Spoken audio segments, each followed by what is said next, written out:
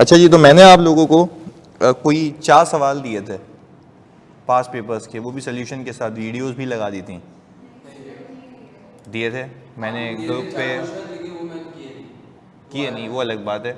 मानिया कह रही है यस, ग्रुप पे मैंने 2 बार भेजे हैं। सर जो आपका एक जो डॉक्यूमेंट्स का ग्रुप है ना वो अलग बनाना है, क्योंकि वहाँ सर अहमद की भी आ रहे होते हैं और आपके भी तो नहीं, बातें बहुत चल रही होती है ना बच्चों की। नहीं तो आप एक वो बना रहे हैं मैं तो चलो वो मैं पिन कर दूंगा, क्योंकि मैंने कोई 4 दिए थे और 4 के 4 के मैंने आपको वीडियो सोल्यूशन भी दे दिए थे।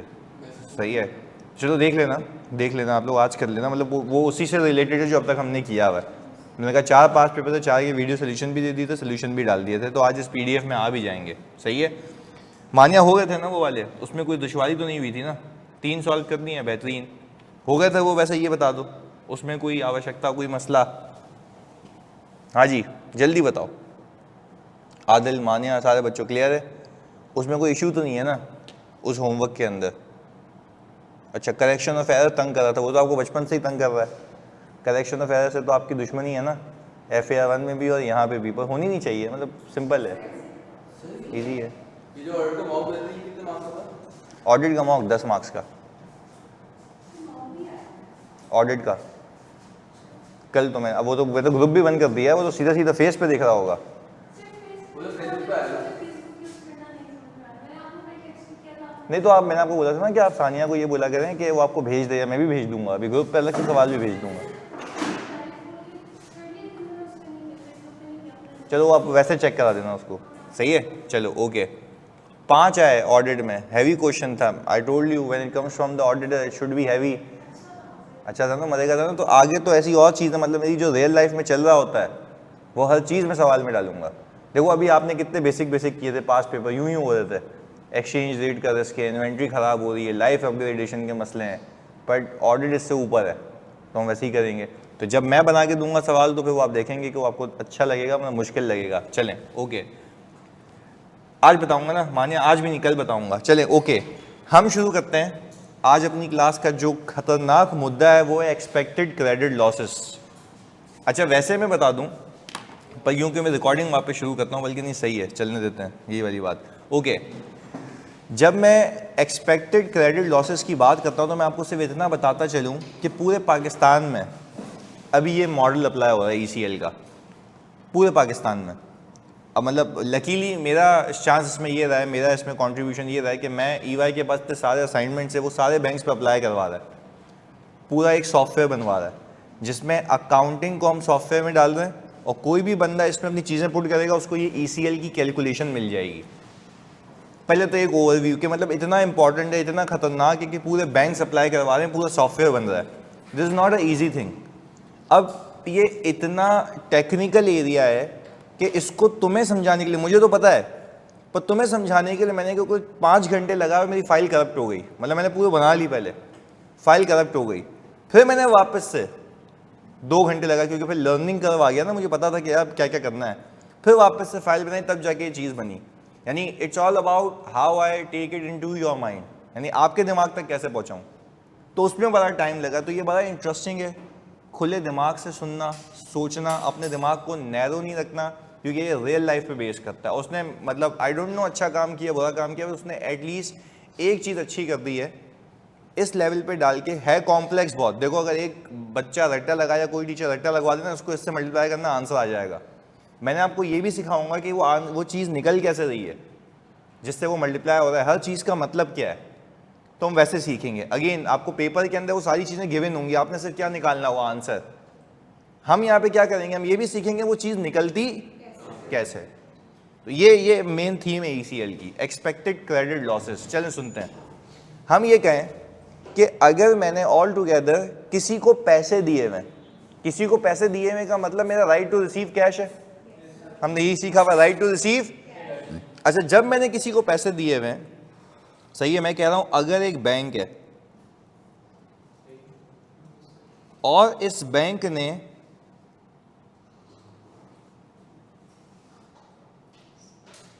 इस बॉरोवर को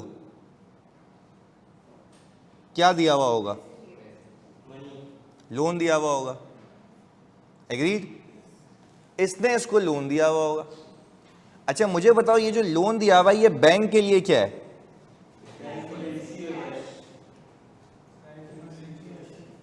राइट टू रिसीव कैश। और ऑल्टरनेटिवली आप कहेंगे कि बैंक के लिए ये है फाइनेंशियल एसेट। अच्छा वैसे हमने अकाउंटिंग किसकी की? आपने बॉन्ड में इन्वेस्ट किया, आपने ये किया, तो भाई लोन भी तो दे सकता है ना बैंक।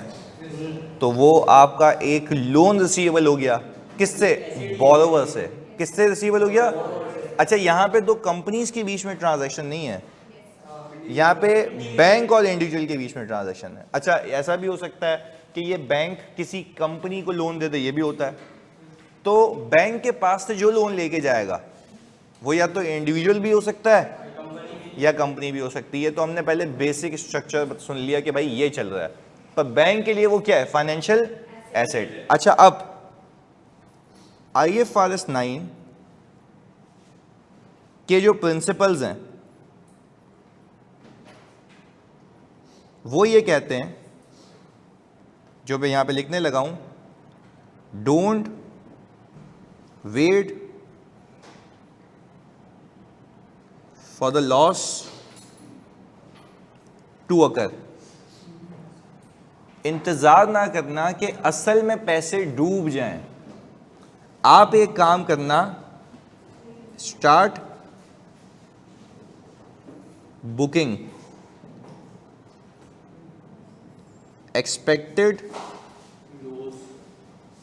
Credit loss. ये इसकी थीम है जिस पे पूरा IFRS 9 बेस करता है। जब ये आया भी था तो उसने वैसे ही तहलका मचाया हुआ था IFRS 9 ने। फिर IFRS 9 को समझना, फिर उसके ऊपर ये फाइनेंशियल मॉडलिंग, ये बड़ी खतरनाक थी। तो वापस से हमने कहा अगर आज बैंक ने XYZ इंडिविजुअल को लोन दिया है तो बैंक इस पे जो बैड डेट्स का प्रोविजन है, यानी आज के बाद हम जब वर्ड यूज करेंगे ना तो बैड डेट्स के वर्ड को रिप्लेस करके हम बोलेंगे एक्सपेक्टेड क्रेडिट लॉस, क्योंकि अब उसका मतलब चेंज हो चुका है, नाम चेंज हो चुका है। वो पहले बहुत पुरानी बातें थी। एग्री? अब हम क्या लिखेंगे? Expected credit loss. अच्छा जिसको मैंने क्रेडिट दिया हुआ है उसके डूबने के अमाउंट, चांसेस, अमाउंट, अभी तुम लॉस बोल रहे हो ना तो अमाउंट हो गई। अच्छा हम ये कह रहे हैं IFRS 9 इस पैरामीटर पे आ गया है कि जब आपने किसी को लोन दिया, don't wait for the loss to occur. इस वक्त का इंतजार नहीं करो कि जब वो बोले कि यार मैं पैसे नहीं दे सकता तो लॉस बुक कर रहा हूं। तुम अपने अंदाजे से जो तुम्हारा लॉस हो सकता है उसको बुक करते रहो ताकि एक साथ हिट नहीं है। This is called matching principal. Example देता हूं, आप क्यों बचपन में जब सेल करते थे तो जो आपके पैसे फंस जाते थे तो उसके ऊपर आप एक एक्सपेक्टेड प्रोविजन बुक कर लेते थे 5%, 10%, पर वो बहुत हाई लेवल अजम्पशन थी। That was not even near to reality. ये मैं आपको बताऊंगा, this is more close to reality, क्योंकि मैंने बैंक्स पे अप्लाई किया, मुझे पता है इसका डेटा कैसे बनता है, सारी चीजें। पर तुम्हारे लेवल पे तुम्हारे हद तक उसको मैं फिल्टर करके लाया हूं। पहले बताओ दोनों में बात समझ आती है? यानी भाई सिंपल स्टैंडर्ड ये कह रहा है you don't have to wait for loss to occur, start booking as per your expectation, as per your. अच्छा अब कोई आपसे पूछे आपकी एक्सपेक्टेशन कैसे आती है, आप ये बोलते हैं हिस्टोरिकल डेटा से। कैसे आती है? अब वो इतना कॉम्प्लेक्स होता है वो मैं सिखाऊंगा, पर हिस्टोरिकल डेटा क्या होता है, सारी चीजें पहले मन के जार्गन समझेंगे। पर भी पहले हाई लेवल बातें कर रहे हैं, बहुत हाई लेवल बातें, ताकि आपको एक व्यू तो आ जाए ना कि हम सीखने क्या जा रहे हैं। वापस से IFRS 9 कहता है कि you have to wait for the loss to occur, you start booking loss, start booking loss based on your expectation. Historical data कि आपकी हिस्ट्री क्या कहती है। अच्छा मैं थोड़ी सी एक और लेवल ऊपर लेके जा रहा हूं बात को। वो बोल रहा है आपकी हिस्ट्री क्या कहती है। अगर एक लोन 90 दिन पुराना हो चुका है, 90 दिन पुराने का मतलब है, ये मेरी बात एक बड़ी इंपॉर्टेंट होगी तो तुम्हें लिखनी भी होगी, सही है? वापस रिपीट कर रहा हूं। स्टैंडर्ड ये कह रहा है आप ये असेस करें हिस्टोरिकल डेटा से कि अगर एक लोन 90 दिन पुराना हो चुका है तो उसके कितने चांसेस हैं डूबने के। 180 दिन पुराना हो चुका है, मैं आपको वैसे ही पूछता हूं, आपको लगता नहीं है कि उसके चांसेस और ज्यादा हो जाएंगे? और 1 साल वाले के और ज्यादा हो जाएंगे। तो वो कह रहा है पहले ये कैसे निकलते हैं चांसेस अभी देखते हैं। वो कह रहा है पहले चांसेस देखो कि कौन सा लोन जब कितना पुराना हो जाएगा तो उसके डूबने के चांसेस कितने हैं। ये कौन कह रहा है, क्या निकालो, ये IFRS 9 कह रहा है। क्या निकालने के लिए, एक्सपेक्टेड क्रेडिट लॉस। पहले हम क्या करते थे, एक लोन उठाया 5% चिपका दिया। अबे भाई उसके अंदर प्लीज मेरी बच्चों बात सुनना वाले में, क्योंकि इसमें कितनी इतना सा भी ग्रे एरिया हो ना, मुझे हाथ क्या रोक के पूछ लेना, इसमें कोई शर्म की बात नहीं, क्योंकि यही बहुत टेक्निकल। सुनना, पहले क्या होता था, रिसीवेबल का बैलेंस उठाया 5% चिपका दिया। ओ भाई उसमें हर बैलेंस 5% के लायक नहीं था। यानी आप पता है क्या कह रहे हो, 5% मुझे लगता है पैसे नहीं मिलेंगे, ऐसा है, 5% मुझे लगता है पैसे नहीं मिलेंगे। पर भाई उसके अंदर कुछ पैसे ऐसे थे जो 1 साल पुराने हैं, तो उसकी परसेंटेज तो ज्यादा होनी चाहिए। कुछ पैसे ड्यू ही नहीं हुए। ड्यू नहीं हुए का मतलब यह है कि उसकी जो क्रेडिट टर्म जो उसको उन्हें दिया हुआ है उसकी पे करने की बारी ही, उसको हम कहते हैं नॉट येट ड्यू। भाई अगर मैंने फॉर एग्जांपल किसी को सेल की है या लोन दिया है, तो आज लोन देते ही तो ड्यू नहीं हो गया ना। उसका ड्यू कब होगा, जब उसकी इंस्टॉलमेंट की बारी आएगी। तो स्टैंडर्ड ये कह रहा है, प्लीज सुनना, स्टैंडर्ड ये कह रहा है कि भाई जब एक बंदे की ड्यू ही बारी नहीं आई, जब वो ड्यू ही नहीं हुआ, तो तुम उसके ऊपर वो वाली परसेंटेज कैसे लगा सकते हो जो आगे वाली है। वो बोले अपने डेटा को डिसएग्रीगेट करो, और दूसरा हर डेटा को डिसएग्रीगेट करने के बाद ये देखो कि कौन से लोन की जो किस स्टेज में खड़ा हुआ है। अच्छा, स्टेज का मतलब ये होता है कि कितना दिन पुराना है। हर किसी की प्रोबेबिलिटी ऑफ डिफॉल्ट अलग होगी, हर किसी की प्रोबेबिलिटी ऑफ डिफॉल्ट अलग होगी। तो पहले बताओ ऑनलाइन वाले बच्चों, आपसे बात समझ आती है? यानी आई कैन नॉट से कि this is a total receivable and place 5% on it overall basis पे, नहीं। उसके अंदर कुछ लोन ऐसे होंगे, कुछ रिसीवेबल ऐसे होंगे जो 30 दिन पुराने होंगे, कुछ रिसीवेबल ऐसे होंगे जो 60 दिन पुराने होंगे, कुछ होंगे 90 दिन, कुछ 120, कुछ 180, कुछ 160, कुछ 200, 1 ईयर, 2 ईयर। हर किसी की डिफॉल्ट की प्रोबेबिलिटी अलग अलग होगी। इसको हम कहते हैं अंग्रेजी में प्रोबेबिलिटी ऑफ डिफॉल्ट।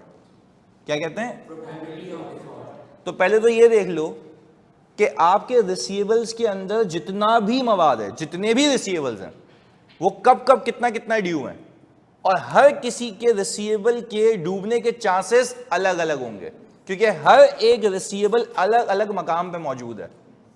पहले बताओ बात समझ आती है? जानी क्लियर है? बिल्कुल बेसिक बात। इस बेसिक में भी कोई मसला है तो मैं बैठा हुआ, मुझे बता दो। मैंने पहले तो बेसिक क्लियर कर दिया ना कि पहले क्या करते थे, अब क्या करना है। तो ये बड़ा कॉम्प्लेक्स मॉडल है जी। तो इसमें सदियां लगेंगी, तो इसके लिए तो EY को रखा है। तो कितनी चेक करने के लिए नहीं, डेटा बनाने के लिए, ऑडिट के लिए नहीं। हम कंसल्टेंट काम कर रहे हैं, जिसका मैं कंसल्टेंट काम कर रहा हूं उसका मैं ऑडिट नहीं कर सकता। नहीं, सेल्फ रिव्यू हो जाएगा ना, तो सेल्फ रिव्यू हो जाएगा। Do you imagine how much money we are getting? वैसे 12 मिलियन डॉलर्स 6 महीने के। सर आपको सिर्फ मिल रहे हैं, मुझे नहीं मिल रहे, मैं होता तो यहाँ बैठा होता मैं। खैर नहीं, तब भी यही होता है यार, कमा तो हम रहे हैं, अल्लाह का शुक्र है। सुनो, कहने का मतलब ये नहीं है, समझाने का मतलब ये है कि तुम्हें इसकी टेंशन नहीं होनी चाहिए कि वो चीज़ बनेगी कैसे, तुम्हें आना चाहिए कि बनती कैसे है। Then it's all computerised, it's all financial models. ये मोबाइल कागज़ के पन्ने पे नहीं होता, पूरे एक्सेल पे वर्किंग होती है, पूरे सॉफ्टवेयर होते हैं, पावर BI लगता है इसके ऊपर, सारी चीज़ें होती है, तब डेटा हैंडल करना होता है, उसकी सैनिटी चेकिंग को, सारी चीज़ें होती हैं। अगेन हमें पहले मकसद तो पता हो बनता कैसे, क्योंकि देखो स्टैंडर्ड तो बन गया, अब स्टैंडर्ड को परखने के लिए, समझने के लिए दिमाग चाहिए था, उस पर मैं 2.5 साल ऑलरेडी लगा चुका हूँ। तो अब हमें पता है ना कि वो डेटा बनता कैसे, तभी तो मैं तुम्हें इतनी क्लैरिटी से बता रहा हूँ कि भाई इसके अंदर ये है, वरना तुम वैसे तुम I can bet on it, कोई भी तुम्हें पढ़ाएगा यही सुनने के बाद कि अच्छा हमें प्रोबेबिलिटी निकालनी होती है अलग अलग स्टेज की, तो जब तक तुमने देखा हुआ नहीं ना डेटा, तुम्हें समझ नहीं आएगा। वरना तो बुक में लिखा हुआ है प्रोबेबिलिटी और डिफॉल्ट, ये है क्या, ये तो बताओ। यानी प्रोबेबिलिटी और डिफॉल्ट का मतलब क्या है, हर एक रिसीवेबल के डूबने के अलग चांसेस हैं। और मैं तुमसे पूछा एक रिसीवेबल 90 दिन पुराना है तो उसके चांसेस, और 120 वाले के 160, 180, 1 साल और ज़्यादा। तो वो कहता है ये कैसे करेंगे, अभी वो बता देता हूँ मैं तुम्हें, एग्जाम में तुम्हें गिवन होगी परसेंटेज, पर मैं तुम्हें अभी इसी आज की क्लास में सिखाऊंगा कि वो चलता कैसे है मैकेनिज्म, क्या फॉर्मूला है निकालने का। मतलब अगर मैं फॉर्मूला पे फॉर्मूला चलूंगा तो तुम रट्टा लगा के निकल जाओगे। समझ लो पीछे मैकेनिक्स क्या है, क्लियर है। अगेन हमने कहानी शुरू यहाँ से की है कि एक बैंक है, वो एक कस्टमर को लोन दे रहा है, that customer can be individual और कंपनी एज वेल, और हम ये कह रहे हैं कि क्या हम उसके डिफॉल्ट होने का वेट करें, या हम ये देख लें हिस्टोरिकली अगर किसी के पैसे 30 दिन पुराने हो जाते हैं तो उसके डूबने के चांसेस इतने होते हैं हिस्टोरिकल डेटा से, तो क्या मैं उसके ऊपर पूरी 5% लगा दूं या जो उसकी बनती है। वेरी गुड, यही तो सीखना है। तो पहले आप निकाल लो प्रोबेबिलिटी ऑफ डिफॉल्ट, ये पूरी कहानी बता दी। जो आपको प्रोबेबिलिटी ऑफ डिफॉल्ट है उसका मतलब समझ आ गया कि एक रिसीवेबल के उसके अंदर डूबने के, यानी अगर मैं यूं कहूं, अब देखो तुम्हारी वाली बात जानी, तुम्हारी वाली बात, अगर मेरे, तुम सबसे पूछता हूं मेरे बच्चों, अगर मेरे कोई 50,000 बॉरोवर्स हैं, बैंक के होते हैं ना 50,000, तो मैं तो डेटा हैंडल करता हूं ये वाला, अगर मेरे बैंक के 50,000 बॉरोवर मौजूद हैं और उस 50,000 बॉरोवर में से 12,000 बॉरोवर ऐसे हैं जिसका अमाउंट 90 दिन ड्यू हो चुका है बट 120 दिन से नीचे, तो इस 12 के 12,000 रुपए पे जो मैं प्रोबेबिलिटी ऑफ डिफॉल्ट लगाऊंगा वो एक ही होगी। वो ऐसे क्योंकि हमें ये पता है ना कि अगर 90 दिन तक कोई रिसीवेबल जाता है तो वो हिस्टोरिकली इतना % डूबने के चांसेस होते हैं उसके। हिस्टोरिकल डेटा से निकाल रहा हूं ना, वो कैसे निकालता हूं अभी सिखाता हूं। अच्छा अब मेरे 5,000 बॉरोवर्स हैं जो कि 120 दिन से ऊपर हैं, तो उनकी प्रोबेबिलिटी ऑफ डिफॉल्ट एक ही होगी, क्योंकि उन सब के, क्योंकि हम क्या कह रहे हैं, जैसे जैसे टाइम आगे जाता रहेगा वैसे वैसे डूबने के चांसेस जाते होते रहेंगे। अच्छा वो निकालते कैसे हैं वो जरा अभी एक व्यू देता हूं, बस निकालते कैसे हैं वो अभी आगे जाके बताऊंगा, अभी मैं वैसे ही सिखा देता हूं। इधर वो निकालने का तरीका ये होता है भाई जी,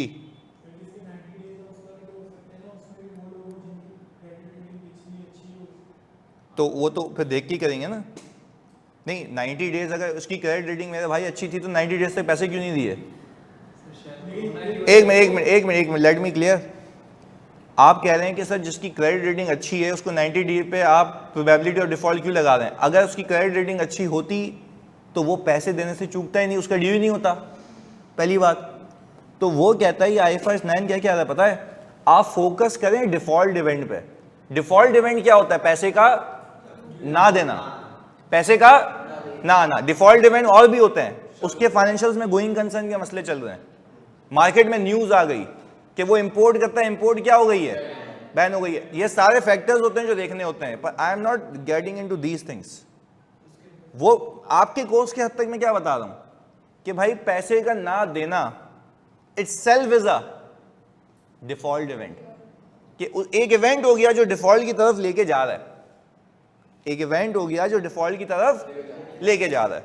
बात समझ आती है, बिल्कुल बेसिक बात की है मैंने। अच्छा अब आपकी बात, जैसे मैं प्रैक्टिकली कर रहा होता हूं, मैंने कहा उसमें से जो 90 डेज पे खड़े हुए उसमें से मुझे एक बंदा पता लगा जो बैंक करप्ट हो चुका है, तो मैं उसको अलग से निकालूंगा और उसकी प्रोबेबिलिटी और डिफॉल्ट 100% कर दूंगा। वाई गया, बात समझ आ रही है। तो वो तो ये होता है ना, तो उसमें आपको भी खोजना होता है, अनलेस अदरवाइज कुछ नहीं पता तो सब एक ट्रीट होंगे। अगर उसमें से एक पता लग गया कि वो तो गया ही गया, तो उसके लिए क्या प्रोबेबिलिटी ऑफ डिफॉल्ट 100 होगी, 100 से कम होगी या पूरी 100 पूरी 100। तो ये तो लॉजिक है, क्लियर है, वो तो एक्चुअल हो गया ना, उसको निकाल के अलग कर दो जी। बेटा एक 100 रुपये का रिसीवेबल 110 तो नहीं हो सकता ना, मतलब 100 से ऊपर कैसे हो सकता है, मतलब एक इलॉजिकल बात है। नहीं पूछो भी नहीं ना, कहने का मतलब ये है कि 100 से ऊपर प्रोबेबिलिटी हो कैसे सकती है। सर वो जो सूद बनता था वो नहीं दिया, तो वो सूद रिसीवेबल का पार्ट ही है ना, तो वो भी 100% डूबेगा, वो भी 100% डूबेगा। सही है, मतलब ये तो तुमने मैथ्स की दर्जियां उड़ा दी ना। इधर एक में रुकिएगा sir, probability of default number of days के अलावा क्या पर्सन्स पे डिपेंड करती है कि अगर मैं एक मिस्टर एक्स को उधार देती हूँ तो प्रोबेबिलिटी है कि इतने पैसे वापस नहीं करेगा। नहीं, देखो नंबर ऑफ पर्सन्स तो मैंने आपको कितने बताया, 50,000। अब उस 50,000 में से 12,000 90 दिन में पड़े हुए। 90 दिन का मतलब है उनके पैसे ड्यू हो चुके हैं और 90 दिनों से उन्होंने पैसे अबे भाई जब 90 दिनों से उन्होंने पैसे नहीं दिए तो फिर आप ही अपने आप से पूछो ना कि 90 दिन वाले जो लोग हैं उन्होंने हिस्टोरिकली ऐसे कितने लोग हैं जिन्होंने पैसा नहीं दिया आगे जाके, तो उसकी एक प्रोबेबिलिटी निकल जाएगी। वो कैसे निकलती है, एक व्यू देने लगा हूं अभी सिर्फ तुम्हारी नॉलेज के लिए, अदरवाइज मैंने समझा दिया कि what does it actually mean by default probability. हर किसी की प्रोबेबिलिटी क्या होती है, अलग होती है। मैं करता क्या हूं सुनना, मैं ये लेता हूं 5 years डेटा, बल्कि मेरे पास ना यहाँ पे मैंने CFAP 6 में पढ़ाया भी था, मैं वहाँ से निकालता भी हूँ। 1 मिनट देना मुझे, तुम्हारे लिए आसान हो जाएगा। 1 मिनट। अच्छा तो हम यहाँ आ गए ताकि तुम लोगों के लिए ना एक चीज़ अच्छी हो जाए।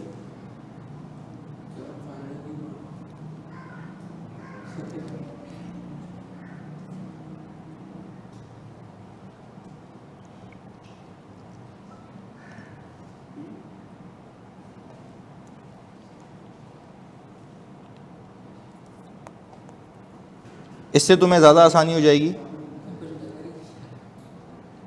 क्या कह रहा है भाई?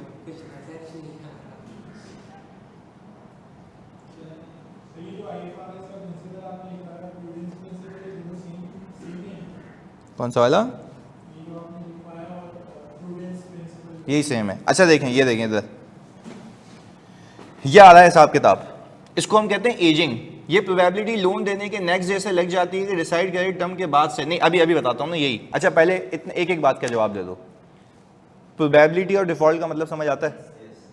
कि प्रोबेबिलिटी ऑफ डिफॉल्ट का मतलब है डिफॉल्ट होने के चांसेस कितने परसेंट है। Why I am not putting a single percentage on everything, सबकी कैरेक्टरिस्टिक्स अलग अलग हैं। अब मैं करता कैसे हूँ जरा ये सुनना। Again this is not the part of your course, but ये मैं फाइनल में पढ़ाता हूँ सिर्फ सिखाने के लिए। वहाँ पे तो $15 मिलियन है ना, यहाँ पे तो मैं ऐसे ही सिखा रहा हूँ, देख लो इधर प्लीज। मैंने कहा मैं 19 से चला, आज कहाँ बैठा हूँ? 25 में। तो 19 से लेके अब तक क्या कर रहा हूँ? Historical data. कौन सा डेटा? अच्छा आप जरा ये देखें, मैंने कहा कि मैं जब जनवरी 19 पे था ऑनलाइन, मतलब प्लीज बड़ा फोकस होकर देखना। मैं तुम्हें ये दावे के साथ कह सकता हूँ तुम्हें कोई नहीं बताएगा अनलेस कि उस बंदे के पास डेटा मौजूद हो। ये मैंने रियल लाइफ डेटा निकाला। आई विल नॉट से कि किस बैंक का है, पर इधर सुनना, इधर 107936321, ये क्या है? 107 मिलियन के पैसे हैं जो कि जनवरी के अंदर नॉट येट ड्यू में आ रहे थे। जनवरी के अंदर नॉट येट ड्यू में आ रहे थे। पहले बता दो ऑनलाइन वाले बच्चों, बात समझ आती है? नॉट येट ड्यू में आ रहे, इसका मतलब ये कि अब तक ड्यू, यानी वो लोन लेके गया था उसकी इंस्टॉलमेंट की बारी नहीं आई है। तो ड्यू में कब आते हैं? जब बारी आ जाती है, उसके दिन नहीं, 90 डेज नहीं। जब फॉर एग्जाम्पल मैं कह रहा हूं कि भाई तुम्हें हर महीने इंस्टॉलमेंट पे करनी है, तो जब महीना आया और उसने वो पे, तो फिर वो ड्यू हो जाएगा, फिर वो ड्यू में आ रहा होगा। क्लियर है? आगे सुने इधर। फिर हमने ये कहा भाईजान कि अगर आप इसी लाइन में देखो ना, जनवरी 19 पे, जनवरी 19 मतलब जनवरी 31 2019, कितने ऐसे लोन्स हैं जो 1 से लेके 30 दिन तक आउटस्टैंडिंग है? 14 मिलियन। फिर 31 से 60 एंड सो ऑन।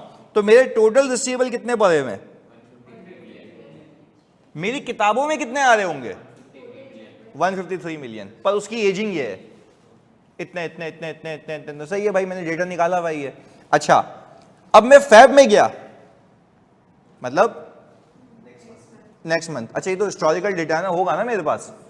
अच्छा फिर मैंने देखा क्या सूरत हाल है। अच्छा अब मैंने ये देखा कि फेब के अंदर मेरे पास 1 से लेके 30 दिन तक कितने पैसे फंसे हुए हैं। मेरी आपसे रिक्वेस्ट ये है कि ये 55,977,052 को वो नॉट येट ड्यू से डिवाइड कराते हो, पुराने वाले इसको पिछले से डिवाइड कराते हो जल्दी से।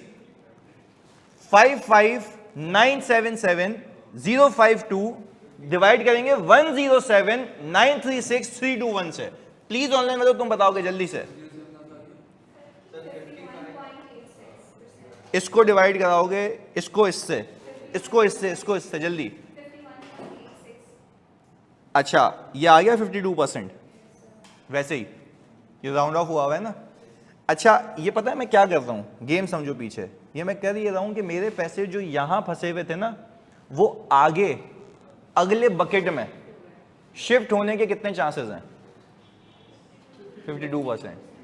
हवा में बात नहीं करता, लॉजिक के पीछे कि डिफॉल्ट की प्रोबेबिलिटी, हिस्ट्री देखो क्या चलती है कि आज एक बंदा तुम्हें लोन दिया, तुम नॉट येट ड्यू में हो, तुम्हारे भी डूबने के चांसेस हैं। बात समझ आ रही है? चलो एक काम करते हैं, एक और करते हैं। अच्छा ये एक महीने का नहीं देखना, पिछले 5 सालों का देखूंगा तो क्या रियलिस्टिक पिक्चर मिलेगी कि आपके बोरोवर बिहेव किस तरह करते हैं। आपके बोरोवर, तो कहने का मतलब यह है कि आपके आपके आपके आपके ट्रेड रिसीवल के अंदर, पहले इधर देखना, मेरे को नहीं देख, इधर देख, मैं प्लीज कह रहा हूं, मेरी रिक्वेस्ट है, don't look at me, look at here, calculation होनी चाहिए, तुम डिस्ट्रैक्ट हो रहे हो, मैं बताऊं खूबसूरत हूं मैं, पहले इधर देख, इधर मैं कह रहा हूं ना, आप कैलकुलेटर निकालो, 55977052 उसको डिवाइड कर 107 से, जो मैं कह रहा हूं वो करो, डोंट लुक एट मी। ये आ रहा हूं वहां पे साइड में, मैं इधर, ये आया परसेंटेज, सही है। अब मैं क्या कह रहा हूं, इस बात को समझो, ये किस बेस पे बना हुआ है, में क्यों इतना 1.5 घंटे की क्लास लगाई है, समझाने के लिए कि भेजे में फिक्स हो जाए। मैं आता, मैं बोलता प्रोबेबिलिटी, इसके डिफॉल्ट होने के चांसेस इतने, तुम बोलोगे कैसे आया, मैं बोलूं तुम्हारे कोर्स में नहीं है, तुम्हें नहीं समझ आएगा ना। मैं तुम्हें कह रहा हूं एक बार सीख लो, समझ लो इस बात को। मैं कह रहा हूं आज एक बंदा बोल रहा है कि भाई मेरा लोन ड्यू नहीं है, तो क्या वो डूब नहीं सकता? तो तुम नजूमी हो, तुम्हें पता है कितने डूबने के चांसेस हैं? नहीं, तो हम ये कहेंगे कि हम पहले ना पूरा एक मॉडल बनाएंगे डिफॉल्ट प्रोबेबिलिटी का। हम ये देखेंगे पूरे पिछले 5 सालों में ऐसे कितने लोन बैलेंसेस हैं जो नॉट येट ड्यू से 1/30 में जाते हैं, नॉट येट ड्यू से 1/30 में जाते हैं, और ऐसे 5 सालों का एवरेज ले लूंगा, और उन 5 सालों का एवरेज मुझे यह बताएगा कि 31 दिसंबर के ऊपर 2025 पे जो मेरे लोन कहां मौजूद है, नॉट येट ड्यू में, उसके डिफॉल्ट होने के चांसेस इतने हैं। पहले बताओ बात समझ आई?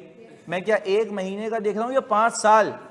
एंड 5 साल is technically representing the actual behaviour of my borrowers, कि वो एक्चुअली कैसे बिहेव करते हैं।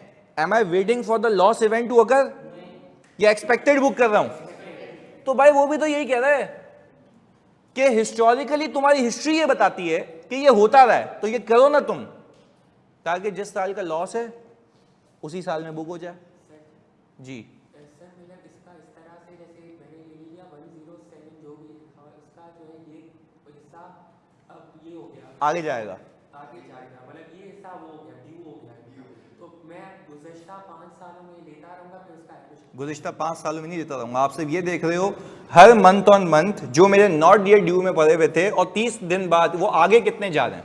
अच्छा, और आपको ये तो पता है ना, जितना आगे जाता रहेगा उतना ज्यादा रिस्क, तो यही तो कर रहा हूं मैं भी, यही तो डिफॉल्ट प्रोबेबिलिटी निकाल रहा हूं। अच्छा अब वैसे अगला वाला करके देखते हैं। सर 52% फैब में चले गए और बाकी का बैलेंस किधर है? अरे यार मानिया इधर प्लीज सुन लो, इधर भाई 52% गया नहीं है। देखो यूं समझे 107 में से बाकी रिसीव हो गए, बाकी कहां गए? 55 मिलियन वहां से रिसीव होने के बजाय 30 दिन ड्यू हो गए। भाई मानिया बात समझ आ रही है? मतलब this is the common sense यार, मतलब FAR 2 में बैठे हो, या तो मेरी गलती है, मैं तुम्हें डिटेलिंग कर रहा हूं, मैं आऊं बोलूं PD लगाओ चलो निकलो यहां से, फोकस होकर सुन लो यार। मानिया बात समझ आ रही है यार? लॉजिकल बात है ना, अगर एक बंदे को 107 मिलियन देने थे 1 महीने पहले, और अब वही पैसे 30 दिन आगे जाएंगे, 30 दिन का गैप है ना दोनों महीनों में, तो 107 में से 55 मिलियन कैसे बचे? बाकी कहां गए? नहीं, बाकी रिसीव हो गए ना, क्योंकि नॉट येट ड्यू वाले तो जैसे ऊपर आ रहे हैं। अरे यार मैं कह रहा हूं बाय डिफॉल्ट अगर मैंने 30 दिन क्रेडिट पीरियड रखा हुआ है, तभी तो 30 दिन की एजिंग बनाई है। मतलब लॉजिकल बात है ना, अगर मैं एजिंग 30 दिन की बना रहा हूं तो मेरा क्रेडिट पीरियड कितना होता है? 30 दिन। तो अगर मैं वहां से यहां मूव हो रहा हूं तो इसका मतलब यह है कि बाकी पैसे रिकवर हो गए, जो पैसे फंसने थे वो कितने फंस गए? 55 मिलियन। पहले बताओ बात समझ आती है? ऑनलाइन वालों अब बता दो बात समझ आती है जल्दी से। और सर 15 मिलियन 14 मिलियन वाले कहां गए? तो बेटा ये देखो ना 14 मिलियन पे भी बताते हैं आपको, आ जाओ। अब तुम यूं करो ना, ये वाली मस्ती भी हल करते हैं। ये वाला जो है ये पता है क्या आकाशी कर रहा है? इसको हम देखें, अगर इसका पेन का रंग चेंज करते हैं, ये जो 14 मिलियन है ये यहां पे थे, अब या तो ये रिकवर होंगे या आगे घसीटे जाएंगे। आगे घसीटे जाएंगे तो 1 से 30 में रहेंगे, या 31 से 60 में चले जाएंगे? वेरी गुड मानिया, पहले बताओ बात समझ आती है? जल्दी से बताओ सारे बच्चे, आप सबको बात समझ आ रही है कि भाई ये आगे चले जाएंगे? तो मुझे बताओ ये 14 मिलियन है, 14,438,442, इसमें से कुछ रिकवर हुई है? मेजॉरिटी फंसे हुए हैं। यस आगे जा रहे हैं। यही तो मुझे बता रहा है कि आपके पैसे फंसने के चांसेस कितने होते जा रहे हैं। क्लियर है? उसकी परसेंट अब हमने अगर इसको दिया ना, ये देखो 1 मिनट देख लो ये कितना परसेंट आ रहा है, देखो ये आप लोगों ने निकाला ना। यानी आज आप ये कह रहे हैं कि अगर मेरा कोई लोन ऑल टुगेदर 1 से लेके 30 दिन पे खड़ा हुआ है, यानी वो ड्यू हो चुका है, पहले तो नॉट येट ड्यू था ना, अब ड्यू हुए हुए या तो 1, 2, 3, 4, 5 दिन हो चुके हैं, तो उसके डूबने के चांसेस कितने हैं? 98%। ये मुझे 1 महीना बता रहा है। अच्छा बाज़ औक़ात ऐसा होता है, इतने सारे कस्टमर्स होते हैं 1 महीने की डिले के बाद दे देते हैं, तो देखो आगे केटर हो रहा है ना, 51, 4% भी हो गया, 8% भी हो गया, तो ये 5 सालों की एवरेज लूंगा, 1 दिन की एवरेज नहीं ले रहा मैं, 5 सालों की, 5 years डेटा है। मैं 2025 में खड़ा हुआ हूं, मैं किसका डेटा उठा के बैठा हुआ हूं? ये मुझे पूरी पिक्चर बताएगा कि पिछले 5 सालों के अंदर जो नॉट येट ड्यू में थे, अब एक एक करके सुनना, जो नॉट येट, इसका मतलब है उसका ड्यू का टर्म ही नहीं आया, वो 30 दिनों में कितने जाते हैं, तो उसके डूबने के चांसेस कितने हैं? जो 1 से 30 में पड़े हुए हैं वो 31 से 60 में कितने जाते हैं? और जो 31 से 60 में पड़े हुए हैं, पहले बताओ यहां तक बात समझ आती है? मानिया, अब मानिया कह रही है सर आई मीन 14,107 में से हैं। बेटा देखो अगेन आप लोग सुनते नहीं हो ना, 107 अलग है, 14 अलग है, ये टोटल रिसीवेबल आ रहा है नीचे मानिया 153 मिलियन का, 107 मिलियन इस पूरे रिसीवेबल का एक हिस्सा है, और 14 मिलियन भी एक रिसीवेबल का हिस्सा है, वो उसके अंदर शामिल नहीं है, अलग है। 107 मिलियन ये बता रहा है कि जब तक ड्यू, 14 मिलियन ये बता रहा है ड्यू हो चुका बट पे, पर उसको कितने दिन हो चुके हैं? 1 महीना हुआ हुआ मैक्स। अच्छा जो 2 महीने हो चुके हैं वो कितने हैं? अब हम ये देख रहे हैं जो आज नॉट डेट ड्यू में 1 महीना पुराना है, 2, 3, 4, 5, 6 महीने पुराना है, वो आगे कैसे बिहेव कर रहा है, ये मुझे इस बात की अक्कासी देगा कि मेरे पैसे डूबने के चांसेस कितने हैं। This is called probability of default. Am I taking a 1 month percentage और 5 years एवरेज? मैं पता है क्या करूंगा, वैसे यहां पे कर नहीं रहा, मैं बता रहा हूं, ये जितने भी आ रहे हैं ना, ये जितने भी आ रहे हैं समझाने के लिए, इन सबका ले लूंगा एवरेज, और एक मुझे परसेंटेज मिल जाएगी जिसको मैं कहूंगा प्रोबेबिलिटी ऑफ डिफॉल्ट। ये बता रहा होगा कि पिछले 5 सालों में जो नॉट येट ड्यू में पड़े हुए थे उसके डूबने के चांसेस, यानी डूबने के चांसेस मतलब 1 से 30 में जाने के चांसेस कितने होंगे। एग्रीड? पक्की बात है? ऑनलाइन वालों प्लीज बता दो। Now got it? चले ओके। यानी जी अब पूछ ले भाई।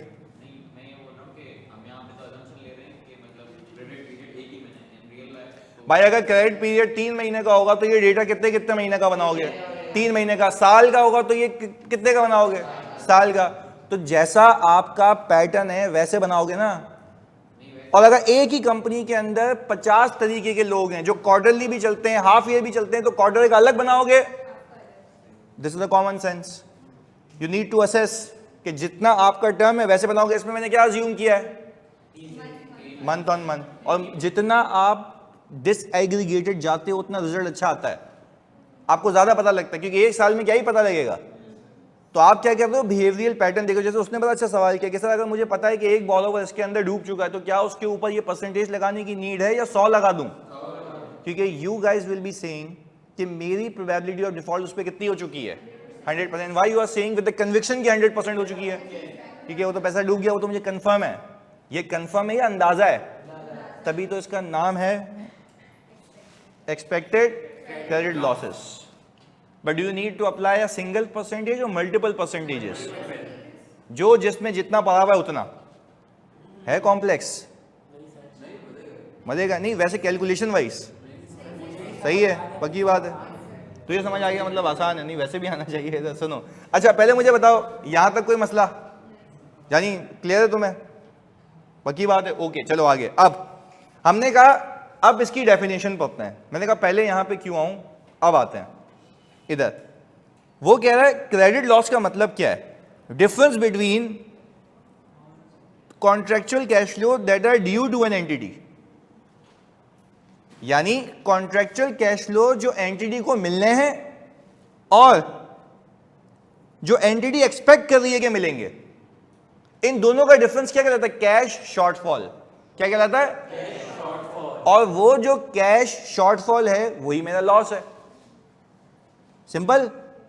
अभी मैं तुमसे वापस पूछता हूं, मैं कह रहा हूं कि मुझे इस बंदे से लाख रुपए लेने हैं, इस बंदे से लाख रुपए लेने हैं, पर वो मुझे लाख की जगह 80 दे पाएगा, 20,000 का कैश शॉर्टफॉल है। बात समझ आ रही है? तो प्रोबेबिलिटी ऑफ डिफॉल्ट कितनी हो गई? 20%। ये सिखा रहा हूं।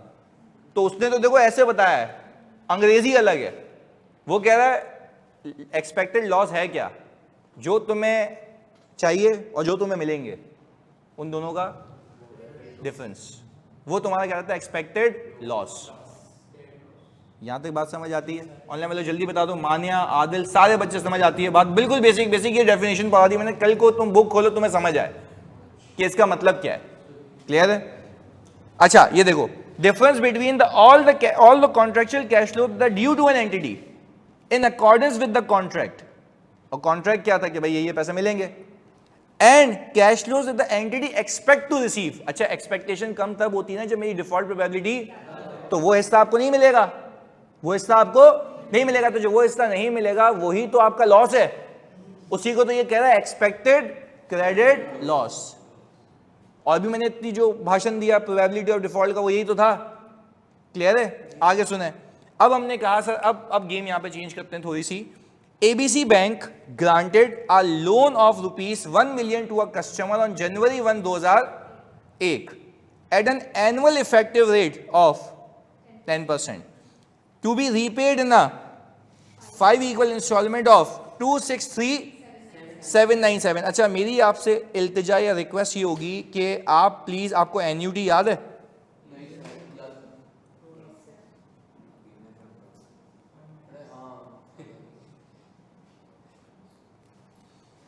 लोन कितने का दिया है? 1 मिलियन का। मुझे नहीं पता कितने लेने उससे, पर मैंने कहा 1 + 10% का सूद दूंगा। कितने साल? 5 साल। और 0.1। मुझे जल्दी से बताते हो कि इसका आपका रेंटल कितना आता है? जल्दी से। आप ये जो भी फ्रैक्शन का आंसर है ना उससे डिवाइड करा देना 1 मिलियन से। कितना आ रहा है? यही है 263,797। तो हमने कहा भाई 263,797 ये मुझे वो इंस्टॉलमेंट देगा। इसको अगर मैं 5 से मल्टीप्लाई करूं, हाँ जी, इसको अगर मैं 5 से मल्टीप्लाई करूं, 13,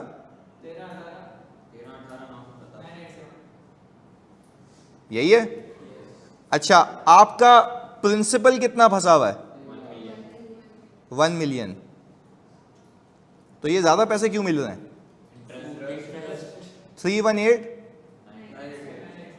अच्छा, इसका मतलब ये है कि जो आपने ये रेंटल निकाल के दिया ना, इसके अंदर इंटरेस्ट शामिल है। यानी वो जो आपको पैसे पे करेगा वो प्रिंसिपल के भी करेगा, इंटरेस्ट के भी करेगा। हम किसके पर्सपेक्टिव से सोच रहे हैं? बैंक। क्लियर है? पक्की बात है? अच्छा, अब हमने कहा कि अब हमने यहाँ पे लोन रिसीवेबल को डेबिट किया और कैश को क्रेडिट किया। 318,987, 318,987, बल्कि ये तो उससे सूद हो गया, तो 1 मिलियन आएगा।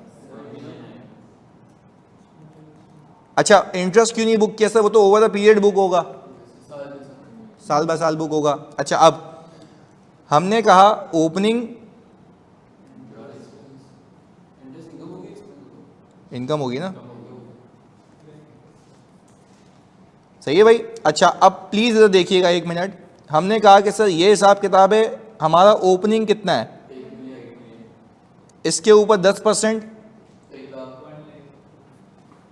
अच्छा अब मैं खाली यहाँ पे देखो एक एंट्री बना रहा हूँ, आपको ये पता लगा कि आपको पहली इंस्टॉलमेंट मिली 263,797, ये पहली इंस्टॉलमेंट है। अच्छा आपकी इंटरेस्ट इनकम कितनी है, 1 लाख। तो सर बाकी क्या है, प्रिंसिपल की रिकवरी है, लोन आपको वापस दे रहा है वो। तो आप मुझे बताते हैं कि आपका जो लोन रिसीवेबल है 163,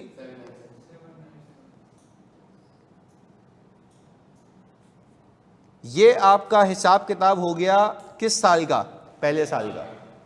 अच्छा तो यहां पे कैश में क्या लिखूं मैं, 797, ये आ गया। और क्लोजिंग कितना आता है, 836। अच्छा मेरे बच्चों, अगर आप सिंपल, मेरी आपसे रिक्वेस्ट है, इन दोनों का डिफरेंस लेते हैं ओपनिंग क्लोजिंग का, यही याद है, ये प्रिंसिपल की रिकवरी है। जो वो प्रिंसिपल था ना, ये प्रिंसिपल कितना रिकवर हो गया, कितना बच गया, पहले बताओ, बात समझ आती है, सिंपल सिंपल हिसाब किताब, ऑनलाइन में लो जल्दी बता दो, बात समझ आती है, बिल्कुल बेसिक। हाँ जी, पहला साल हुआ है, जल्दी मानिए आप भी, चलें गुड हो गया। इधर अब मैंने कहा मेरे पास जो बच गया यहाँ पे 836, अब मुझे जो मेरा बॉरोवर है वो मुझे सूद देगा इस पैसे पे, क्योंकि उसने बाकी तो रीपे कर दिया ना। तो आपने कहा 83620, रेंटल अपनी जगह है, तो क्लोजिंग कितना आता है,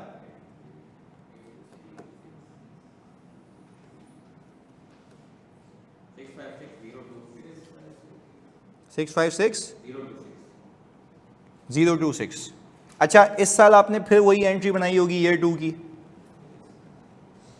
क्या बनाई होगी sir, cash debit 263,797, interest income 1 lakh नहीं होगी, 83,620,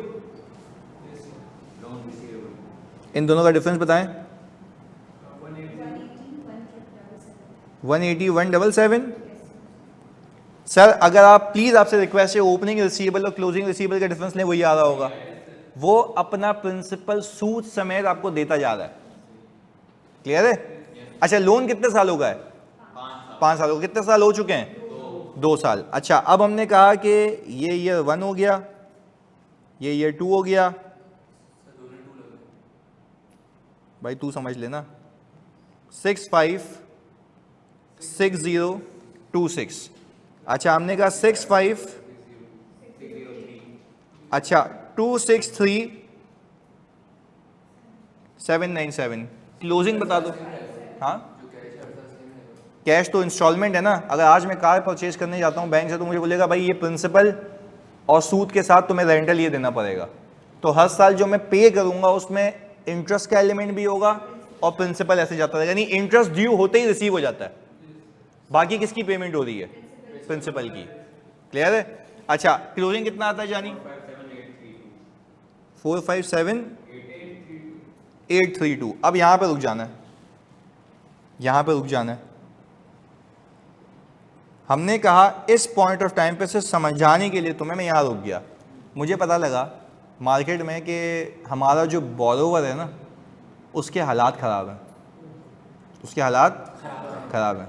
अच्छा वैसे ECL तो शुरू से ही लेके चलना चाहिए, पर मैंने ईस के लिए मैंने कहा तीसरे साल में आके सिखाता हूँ पहले, वरना वो हम सीखेंगे पुराना वाला जो अभी हमने बातें की हैं। अच्छा हम आ गए तीसरे साल में, पैसे कितने फंसे हुए हैं, क्लियर है? अच्छा क्या हम ये कह सकते हैं, मैं यहाँ पे एक बड़ी अहम बात करूँगा, तो प्लीज़ यहाँ पे फोकस होके फोकस बनाए रखना, मेरे कितने साल बाकी हैं, ईयर 4 और ईयर 5, मेरे जो कैश फ्लोज हैं जो मुझे मिलने हैं वो कितने हैं, 79, यही मिलने हैं। अल्लाह की कसम इसके अलावा कुछ भी नहीं मिलना। अच्छा, इसकी आज वैल्यू कितनी है? प्रेजेंट वैल्यू है 10%। पहले वाले कैश फ्लो को कितने साल पीछे लेके आऊं? क्योंकि मैं तीसरे साल पे खड़ा हूं। कितनी आ रही है वैल्यू, जल्दी बताओ। 815। अच्छा सर, ये आपने ऐसे निकाली ना, 263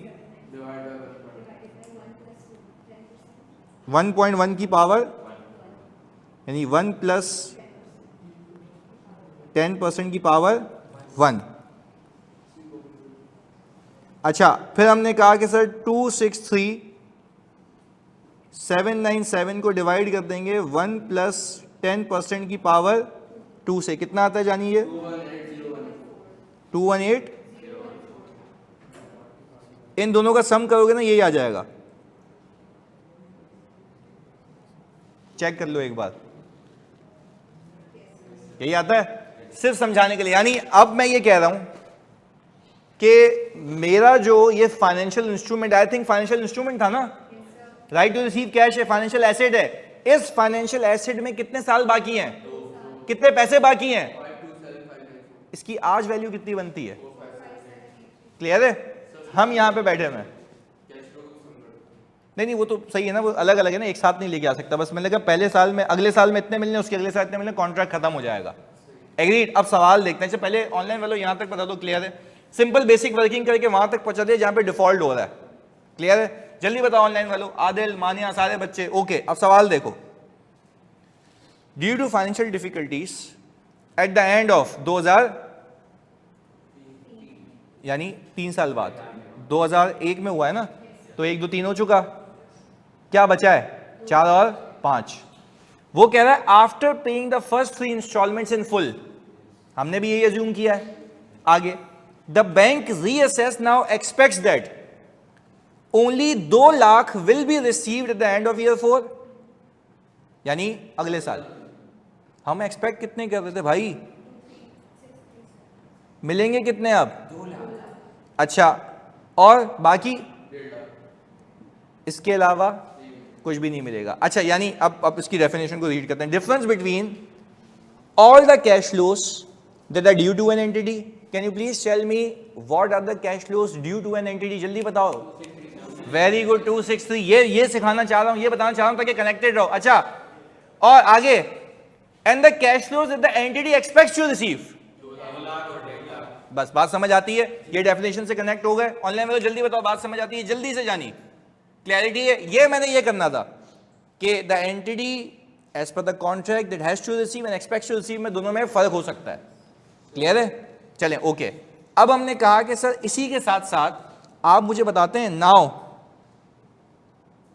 हम क्या निकालें? वेरी गुड यार, एक्सपेक्टेड कैश फ्लो।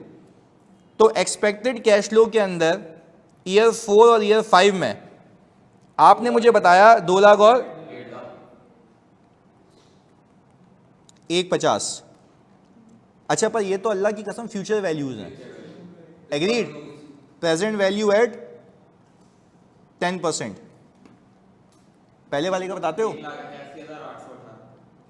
181,818, यही है? ओके, और दूसरे का 123 65 तो हो ही नहीं सकता, 84 150 है। 123,967। अच्छा, जल्दी से मुझे ये बता दो कितना आता है टोटल? नहीं, क्योंकि आप ईयर 1 में नहीं खड़े हुए ना। 305,785 जानिए आप प्लीज देखो, ये तुम लोगों के लिए मैं बता रहा हूं, ये कल के कोई ऑल टुगेदर 5 घंटे की मेहनत है सिर्फ ये समझाने के लिए, डेफिनेशन से कनेक्ट करूंगा, ये करूंगा, दिमाग की दही थी ये तुम्हारे लिए आसान वर्जन है एक, कि ये पूरा बना के लाना, एक चीज करना कि यार कैसे, अभी देखो मैं इसको प्रोबेबिलिटी ऑफ डिफॉल्ट में कन्वर्ट कैसे करता हूं, वो अमेजिंग चीज है। अगले 5 मिनट बड़े हैं, मैं फोकस बनाया रखना, सही सीख गए तो आगे आसान हो जाएगा। क्लियर है? ओके सर, प्रेजेंट वैल्यू इसलिए निकाल देना क्योंकि फ्यूचर में इंटरेस्ट भी, हाँ बिल्कुल, तो हम आज से देख रहे हैं ये कौन सी वैल्यूज हैं, फ्यूचर वैल्यूज हैं, तो हम यही तो देख रहे हैं कि आज अगर उसकी वैल्यू होती तो क्या होती। अब प्लीज मुझे बताते हैं कि मेरी एक्सपेक्टेड कितनी है? 305। अच्छा, और कैरिंग अमाउंट कितनी है? सर कैरिंग अमाउंट आ रही है आपकी 457832, 4578, यानी अब यूं करें, ये है कॉन्ट्रैक्चुअल कैश फ्लो, ऐसा है, और ये क्या है? Very good, expected cash flow. अच्छा मुझे बताओ कॉन्ट्रैक्चुअल कैश फ्लो और एक्सपेक्टेड कैश फ्लो का डिफरेंस क्या कहलाता है? Credit loss. This is a shortfall. कितना आ रहा है? 152047। क्या हम ये कह सकते हैं कि मैं यहां पे इम्पेयरमेंट लॉस डेबिट करूंगा? असल में इसने पान खाया था सुबह, निकला नहीं है अभी तक। इधर सर 5 मैं कुछ और भी कह सकता था। 152047, 1520। पहले बताओ ये डेफिनेशन से कनेक्ट होते हो? इसको प्रोबेबिलिटी ऑफ डिफॉल्ट में कन्वर्ट करके दिखाऊं? कैलकुलेटर तुम्हारे पास होना चाहिए, गलती नहीं करना खुदा के वास्ते, मतलब पूरी इमेज की और मजे की ना, मतलब बच जाएगी। हाँ इधर जल्दी से। अच्छा अब सुनना, तुम्हें एग्जामिनर जो देगा ना, देखो सिर्फ तुम्हारे लिए मेहनत की ना, 5 घंटे लगाए तो कोई वजह थी, मैं मतलब इसकी जगह कोई और लगाता तो आपको पता है $1 मिलियन का हिसाब किताब है। इसको थोड़ा फोकस होकर देख लो। इधर सही है। इधर मुझे बताओ, अगर मैं जो मेरा एक्सपेक्टेड ये है कैश फ्लो, ये कॉन्ट्रेक्चुअल कैश फ्लो 263797 लिखो कैलकुलेटर पे अपने। 263797 माइनस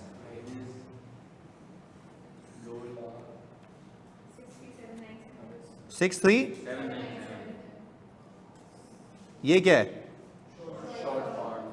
शॉर्टफॉल।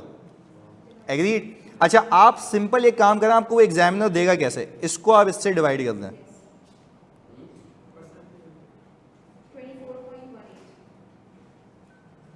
24.18 पूरा बताना। 24.18 4126। चलें, ये मतलब वैसे 24.184 यही आ रहा है और 126 भी आ रहा है। चलें ओके। अब हमने कहा प्लीज सुनना, 263797 माइनस 150, 1,13,797। एग्रीड। अच्छा तो अगर मैं इसको इससे डिवाइड करा दूं 43.0, ये आ गया। मतलब जितना हम एक्यूरेसी से जा सकते थे हम कर रहे हैं। एग्जामिनर आपको बोलेगा ये प्रोबेबिलिटी ऑफ डिफॉल्ट है इसकी, मतलब उसको ये नहीं पता ना कि तुम्हें आता है, मतलब ये तो हमने कैलकुलेशन सीखी है। वो तो आपको बोलेगा, उसको ये पता होना चाहिए भाई डिफॉल्ट का मतलब क्या है, कि इस कैश फ्लो के डूबने के इस वक्त चांसेस, तो ये वक्त है ना 1 साल। यार एक मुझे तुमने बात बता दी, मैं बोलूंगा मेरी आज की मेहनत या कल के 5 घंटे ना मतलब वसूल हो गए। 1 साल वाली प्रोबेबिलिटी कम क्यों है, उसकी ज्यादा क्यों है? टाइम ज्यादा है। क्लियर है? बात समझ आती है? जल्दी बताओ ऑनलाइन वालों, बात समझ आती है? जल्दी से यार, मतलब प्लीज जल्दी बताओ। देखो लॉजिकल यही तो सिखा रहा था, जितना ज्यादा टाइम आगे जाता रहेगा उतना आपका रिस्क बढ़ता रहेगा। This is what I was talking about. वो आपको बता देगा, पर निकलता कैसे ये भी सिखाया है कि 1 साल वाला 2 साल वाला, तो यही तो बता रहा है वो। क्लियर है? ऑनलाइन वाले जल्दी बताओ क्लियर है? It was fun. चलो थैंक यू। इधर सुनो, फन यहाँ खत्म नहीं होता है, मल्टीप्लाई करेंगे, चेक करेंगे। सुने अब मुझे बताते हैं आप सिंपल एक बात प्लीज सुनना। आपने ये जो प्रेजेंट वैल्यू निकाली थी ये वाली 239815, अच्छा देखो पहले तो यूं कर लेते हैं ना, आपकी कैरिंग अमाउंट 457832 है ना, ऐसा ही है। इसके अंदर कितनी इंस्टॉलमेंट छुपी हुई हैं, पर उसकी आज की टर्म्स में वैल्यू 239815 है, हाँ या नहीं? और 21, अच्छा अगर मैं इसी के ऊपर मैं बोलूं ये आज जो मेरा रिसीवेबल है इसके डूबने के चांसेस 24.184126 है,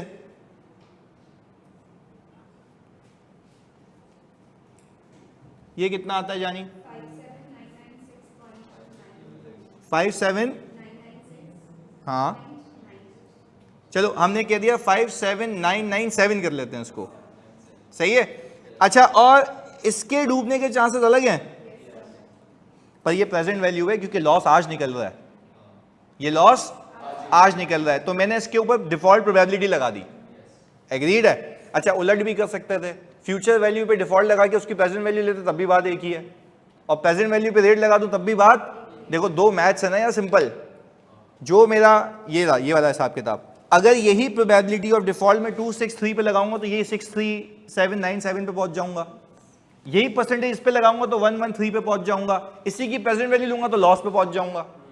मैं कह रहा हूं आपको अगर लॉस परसेंटेज दी हुई है, वो कितनी दी हुई है? 241 और कितनी दी हुई है? 43। तो इस लॉस की फ्यूचर वैल्यू चाहिए, आज की वैल्यू चाहिए? आज की वैल्यू चाहिए। तो मैं सिंपल एक काम कर रहा हूं ना भाई, सिंपल एक काम कर रहा हूं, तो मेरे पास आज की वैल्यूज पड़ी हुई है ना, ये रही, तो इसके ऊपर लगा दी परसेंटेज। अच्छा मुझे एक बात बताओ, इसके अलावा 43.1380 43.1380,948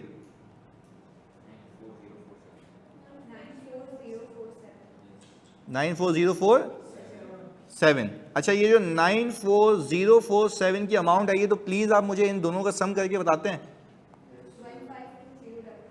152। अच्छा, तो ये जो हमारा था 152,044, या 3 रुपए का जो फर्क है वो किसका है? राउंडिंग ऑफ का। पहले बताओ ECL निकालना आया? यानी देखो यार, अगर मैं एक लंबे मेथड से जाऊं कि हमने कहा मिलना कितना था और मिलेगा कितना, आज की टर्म्स में दोनों का डिफरेंस क्या है? ECL। मैं इसके वर्क आपको ये कह रहा हूं कि स्टैंडर्ड ये कहता है कि you need to apply probability of default on each of your cash flow that you expect to receive. दोनों का मतलब क्या है? एक ही है। वापस से इस पे मैंने पहले लंबी मेथड किया, मैंने क्या किया? मैंने बोला मिलना कितना है और मिलेगा कितना, दोनों का डिफरेंस ECL, दोनों का ECL। बात समझ आती है? अच्छा, दूसरा तरीका, आपको कैश फ्लोज बता दूं और बोलूं इस कैश फ्लो में इतने इतने डूबने के चांसेस हैं, उसकी प्रेजेंट वैल्यू ले लो, आज का लॉस मिल जाएगा। पहले बताओ बात समझ आती है? सोचने का तरीका डेवलप होता है। मतलब मेरे लिए ये था कि यार ये अल्लाह की कसम अगर दिमाग में फिक्स हो गया ना, मजा आ जाएगा। और even I am telling you, if you are going into an interview, मैं जो आपको मान की बात बता रहा था, मैंने स्कोर ही इस पे किया था। वो ये बोल रहा था अबे साले को ये भी पता है कि कौन से कैश फ्लो कहां से आते हैं, तो वो इसलिए तो क्योंकि उसको पता है मैं बैंक से यहाँ पे अप्लाई करवा रहा हूँ पाकिस्तान के अंदर, तो मुझे पता है कि इसकी डिटेलिंग क्या है। मतलब अदरवाइज मैं आपको आके बोलता है इसके डूबने के चांसेस इतने, तुम बोलो हाँ सर कह रहे हैं तो डूबेगा पैसा, लगा दो परसेंटेज। पर पहले बताओ परसेंटेज कैसे निकलती है? बात समझ आती है? आपका शॉर्टफॉल डिवाइडेड बाय वो यू एक्सपेक्ट टू रिसीव, वो प्रोबेबिलिटी ऑफ डिफॉल्ट होता है। सिंपल। यानी आज के बाद अगर मैं आपको ये बोलूँ कि यार ये कैश फ्लोज हैं और इसमें प्रोबेबिलिटी ऑफ डिफॉल्ट यही है, तो आप सिंपल क्या करना, उसके ऊपर डिफॉल्ट प्रोबेबिलिटी लगाना, उसकी प्रेजेंट वैल्यू ले लेना, और अगर प्रेजेंट वैल्यू ली हुई है तो सिर्फ परसेंटेज लगाना, आंसर आ जाएगा। क्लियर है जी? यानी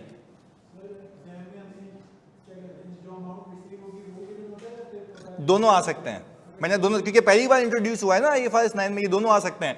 आपको दो चीजें देगा वो, या तो आपको बोलेगा कैश फ्लो इतने आएंगे इतने, तो तुम्हें वैसे भी निकालना सिखा दिया, तो फिर अगर आपको परसेंटेज दे देगा तो आपको वो नहीं दिया हुआ होगा, तो सिर्फ क्या करोगे? आपको पीछे, अच्छा पीछे नॉलेज होगी कि निकला कैसे है, तो आप ये बोलोगे भाई ये अमाउंट्स हैं, इस पे ये डूबेगा, इसकी आज वैल्यू इतनी है।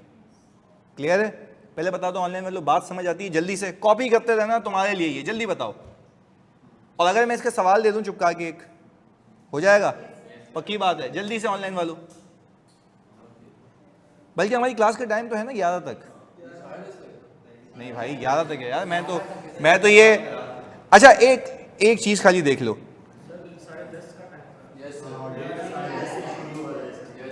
नहीं यार आई थिंक 11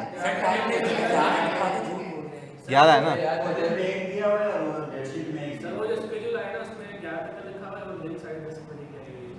नहीं स्केड्यूल वाला फॉलो करेंगे हम। सही है, चलो। अच्छा नहीं बस सही है, सही 11 वाला हिसाब किताब सही है। अच्छा ये करके दिखाते हो, कॉपी कर लेना, मेरी रिक्वेस्ट है आपसे जल्दी से, बाद में पहले ये कर लो। नहीं सब आ जाएगा समझ भाई, क्या मतलब कोई बीकॉम कर रहा है क्या?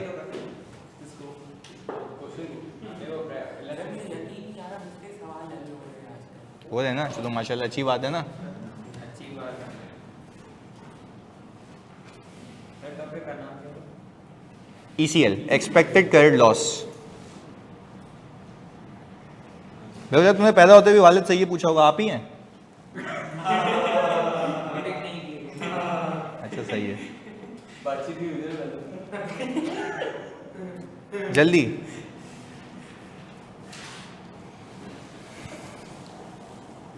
PD एब्रीविएशन का मतलब है प्रोबेबिलिटी ऑफ डिफॉल्ट।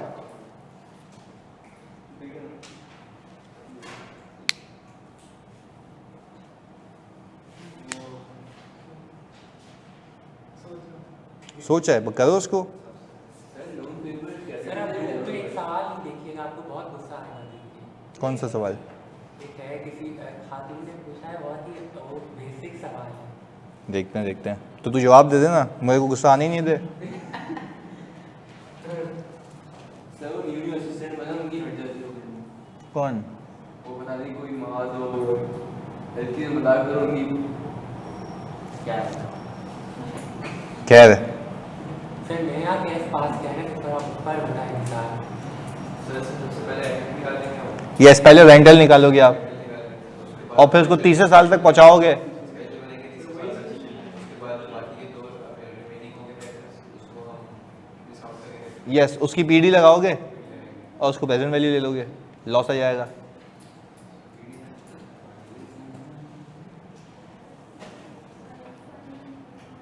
रेंटल कितना आ रहा है? 5 to 7, यही वाला 5 to 7 595।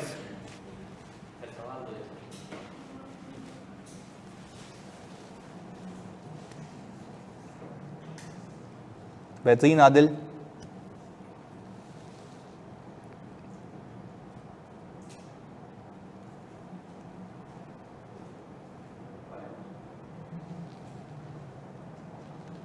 ये ECL मॉडल ना, अगर एग्जामिनर का दिमाग घूमे, मैं लीज कराऊंगा वैसे तुम्हें बता रहा हूँ, लीज रिसीवेबल भी तो फाइनेंशियल एसेट है ना, उसके ऊपर भी ECL लग सकता है। उसका दिमाग घूमेगा, लीज के साथ सवाल दे देगा, बोलेगा लीज की अकाउंटिंग ये रही, अब इस पे ECL लगाओ। हाँ, पहली दफा में ही करेगा बेटा वो हरकत। पर इनका पेपर आपने देखा था कितना मुश्किल आया था। अब मैं अपना पेपर नहीं देखता, कॉस्टिंग वाले में वाकई मेरी आदत नहीं है, नहीं मैं बस अगली बार बोलता हूँ सवाल क्लास में करा देंगे। फ़ायदा क्या, प्रेशर देख के क्या फ़ायदा, बिला वजह टेंशन लेके काम करते हो, जो हो गया वो हो गया। कॉस्टिंग तो मैंने वैसे ही सुना था मुश्किल था। बच्चा जो 90 प्लस करके आया है और वो मुश्किल भाई सही करके आया हूँ तो बोलना। या 90 प्लस पे तो मैं तो किसी से बात भी नहीं करता। मैंने 64 मार्क्स का किया था कॉस्टिंग, पास हो गया पास हो गया था, पर जितना किया था उतना सही किया था। तो जितना किया होगा वही ना, अब सही करने वाली बात होती है।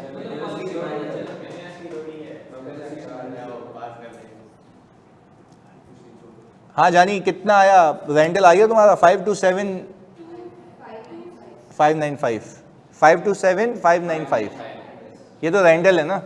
अब आप इसकी अकाउंटिंग करेंगे कितने साल पहले? 3 साल। डोंट मेक एंट्री, शेड्यूल बना लो बस। हाँ हाँ, तो उसको 5 से मल्टीप्लाई, तो उसे चेक करने के लिए किया था हमने कि कितने पैसे टोटलिटी में आएंगे। सर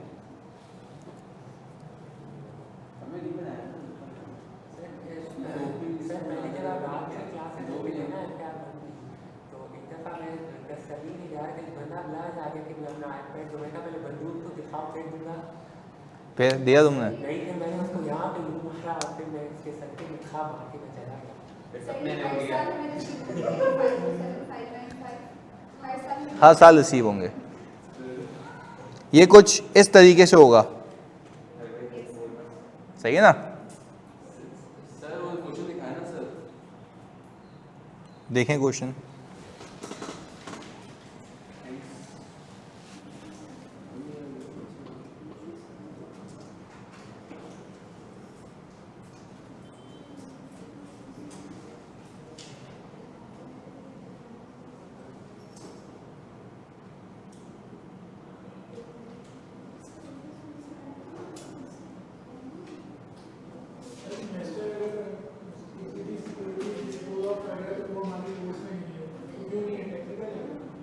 बहुत आसान है उसमें, मतलब कोई कुछ भी नहीं है। मैं एक दो सवाल हम देख लेंगे उसके, ताकि सुकून रहे।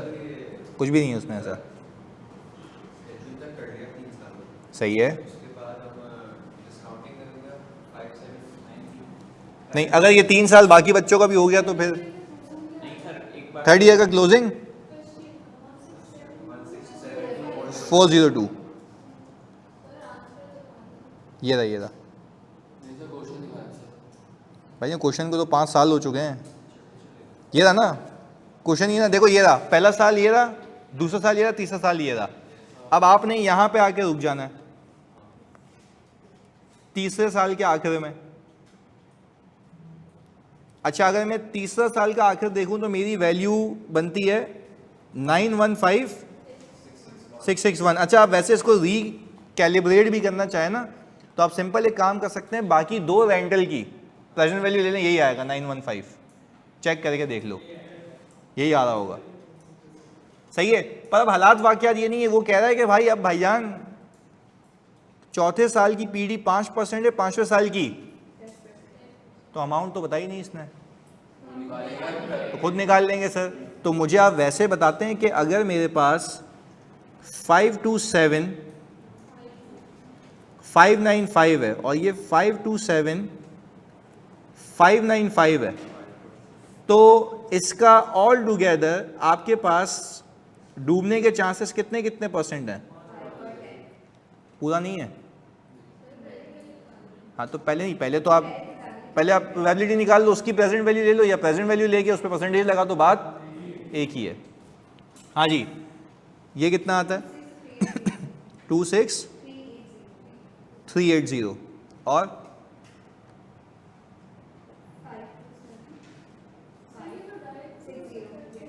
52760। हाँ जी, इन दोनों का प्लस, बल्कि ये तो फ्यूचर वैल्यू है ना। अब इनकी आप प्रेजेंट वैल्यू लेंगे कितने परसेंट पे? इसकी कितनी आती है? 23982। ओके, और इसकी दूसरे वाले की 43607। अब इनका सम कितना आता है? 75। शुरू से बताएं। ये आपका आ गया एक्सपेक्टेड क्रेडिट लॉस, क्योंकि आप कह रहे हो इस कैश फ्लो में से इतना मिस होगा, इस कैश फ्लो में से इतना मिस होगा, आज की टर्म्स में कितना मिस होगा जी।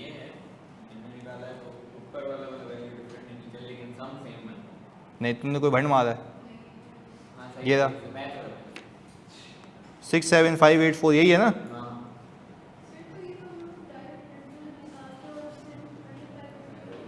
रेंटल की प्रेजेंट वैल्यू से।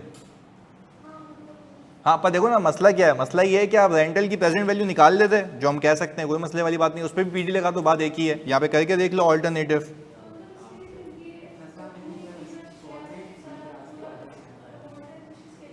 नहीं, पर वो आपको अगर बोलेगा ना कि मुझे 3 सालों की अकाउंटिंग करके दे दो, तो क्या करोगे?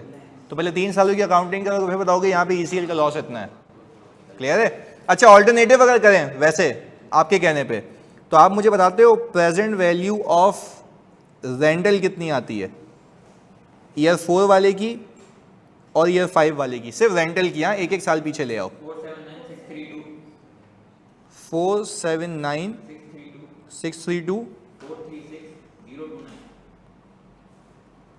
इन दोनों का सम 915 ये आ रहा शेड्यूल में। अब हमने कहा इसके डूबने के चांसेस और इसके डूबने के चांसेस 5% और 10%। 23 और टोटल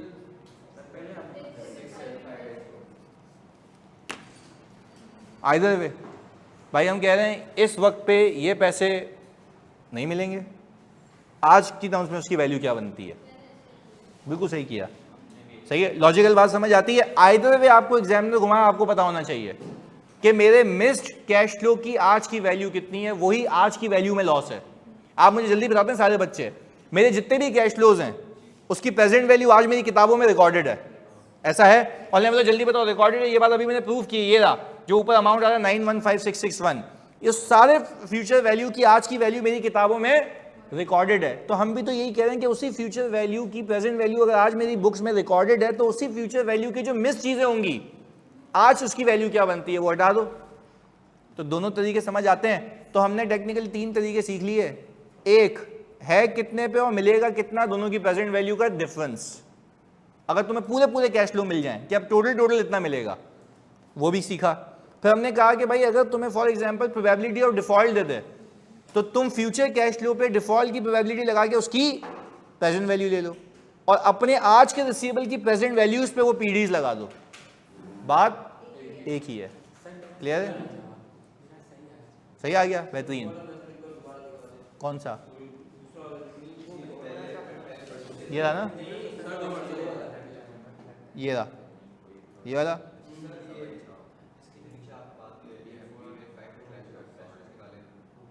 कौन से वाले? ये ना, ये वाले? हाँ, कौन से वाले? ये 4 और 5 के? ये तो ऐसे ही है, मैंने तो ऐसी शेड्यूल बनाया था, इसको इग्नोर कर दो। अच्छा एक बात समझते हो बच्चों जल्दी, ये ईयर 4 और 5 ऐसा तब दिखता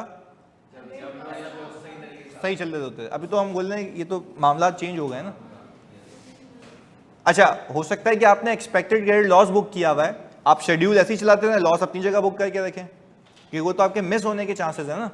तो आपने लॉस प्रोविजन तो प्रोविजन है ना, इसका मतलब ये तो ही ना रिसीवेबल नहीं है मेरा, रिसीवेबल अपनी जगह है और प्रोविजन अपनी जगह है। तो पहले बता दो सर, अगर पैसे ये पैसे अगले साल ना डूबे तो भाई जल्दी बताओ प्रोविजन क्या हो जाएगा?